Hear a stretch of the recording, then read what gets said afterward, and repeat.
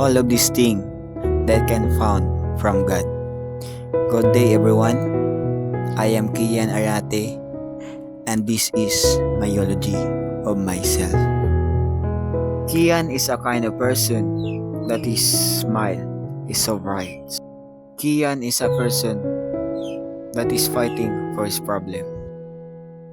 Kian is a person that is all problem is come for her, but he's fighting with God.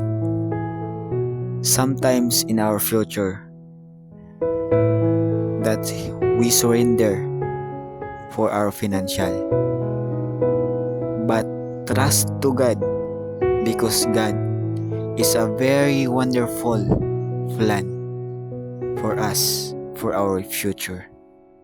Jesus is our Savior and Jesus is our solution in our problem. I used to be worried about everything that seemed meaningful were actual meaningless.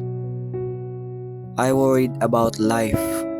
I worried about what would happen if I let myself feel again.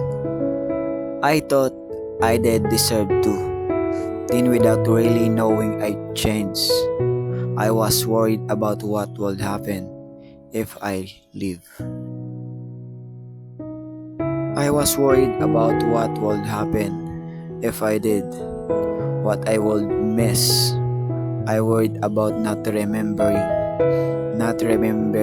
of all the moments, all of the places, and that because of my mom, family, and friends, and all important person in my life to grow as a person.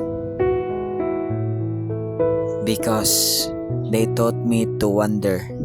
They taught me that you don't have to climb a mountain to stand on the top of the world. That even the ugliest of places can be beautiful as long as you take time to look.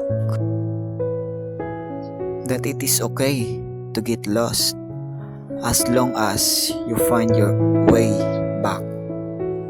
But in the learning all of that, I miss seeing something important, seeing my family. Kian is a beautiful boy that he trusted for God.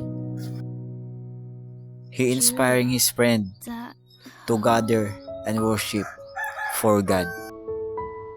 Kian is the kind of person that is smile like a brightness and beautiful faces that can found for his one smile.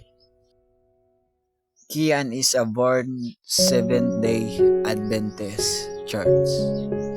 There are many churches can found from the words, but Kian is an Adventist. This is my eulogy for my life, and I am Kian Arate and want to say that all things can found from God. Good day everyone.